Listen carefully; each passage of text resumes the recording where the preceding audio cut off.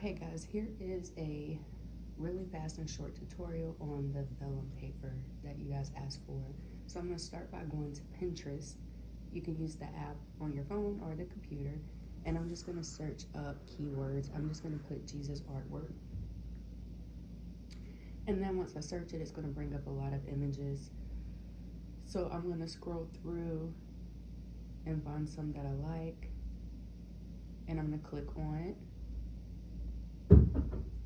You'll have a lot of different images to choose from, so I'm just going to find one that I like, and then the three dots at top, and you can download image. Once you hit that, it's going to download into your computer.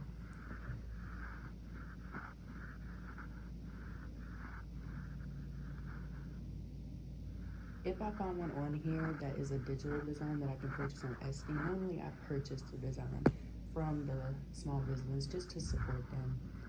You can download it without it. I just choose that method to try to help them out as well.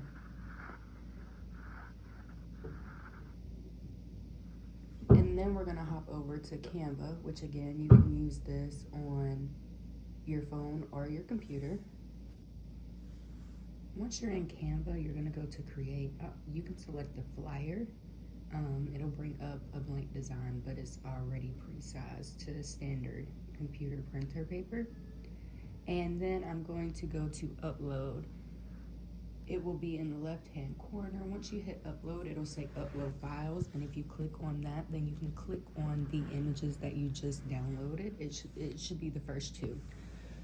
That will put those images in your uploads, and then you click on them to add them to your blank canvas. Once they're in my blank canvas, I'll just resize those to the size that I need. I always try to do 5x7 or smaller, just so I have more room to add more things into the page if I want to. And then once I resize them and flip them around to where I need them to be, then I'm going to go to the top right corner. That's how I'm going to be able to save it. And once I save it, I'll save it as a PDF and flatten. That normally just gives the best quality, and that will save it into the computer. Once I get it saved into the computer, then I can just click on it and print it. A lot of y'all asked what some of the people meant when they said that their printer wouldn't grab the vellum paper by itself because it's too thin, so they attached it to a piece of regular computer paper. Here's the brand of vellum paper that I use. I get it off of Amazon.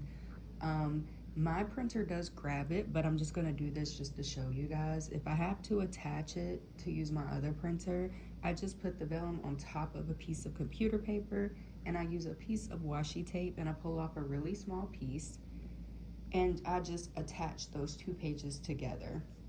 So I'll put it on the side facing me, half on, half off, and then I'll just pick that paper up and kind of fold it over, so that way it attaches the two sheets together.